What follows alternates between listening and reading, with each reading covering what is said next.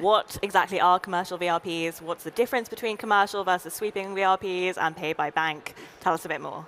Yeah, absolutely. So open banking has been around for the last 7 years, but we haven't seen much of uptake of that. And the reason behind it is every time when you need to make a payment, you actually need to authenticate it. And that's not as competitive as card on file or direct debit experience.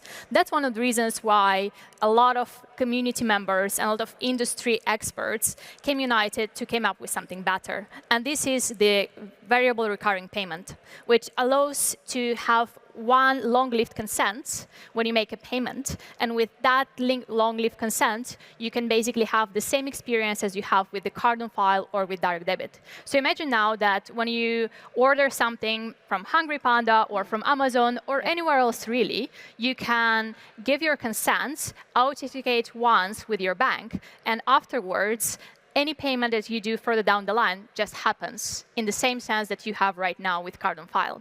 And that's the main difference between them. The CVRP, that is the commercial variable recurring payment, is currently live in the UK with NatWest, and we expect more banks to start offering it in early next year. And the sweeping, or me-to-me payments, so payments between accounts that I owe, so let's say my HSBC to Revolut account or anyone else really, is live already for almost a year, and we've seen massive adoption in the last 6 months with more than 1.5 million payments in the UK alone just for me-to-me accounts. And that's something that we expect to change how open banking works and to actually see that massive and industry adoption of the open banking in the market.